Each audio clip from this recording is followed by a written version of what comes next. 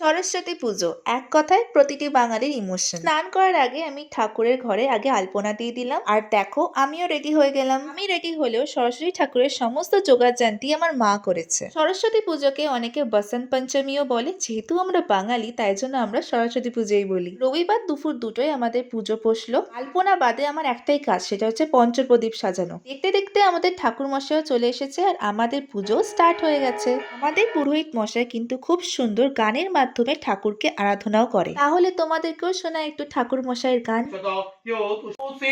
চারুমুখম মুখপদ্মপরাজিত কোটিবেদং বেদখণ্ডা বিমণ্ডিত ফলততং প্রণমামি শিবং শিবকল্পতরুম।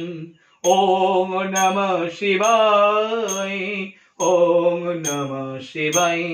ওম নমঃ শিবায় শান্তায় করুণাত্রয় হেতবে নিবেদয়ামি তং আত্মানং তং গতি পরমেশ্বর মহাদেব মহাত্মা। অঞ্জলি দেওয়ার পর এখন হচ্ছে ঠাকুরের আরতি। সরস্বতী ঠাকুর তো বিদ্যার দেবী, তাই জন্য আমাদের সমস্ত বই খাতা আমরা সাবমিট করে ফেলেছি। এখন ঠাকুরের চরণামৃত খেয়ে আমরা প্রসাদ খাচ্ছি। লাঞ্চে আজকে হয়েছে আমাদের খিচুড়ি, আলুর দম, আলু ভাজা। আচ্ছা, তোমাদের বাড়িতেও কি সরস্বতী পুজোর দিন খিচুড়ি হয়? আমাকে কমেন্টসে জানাতে ভুলো না। আর সকলকে জানাই শুভ সরস্বতী পুজো।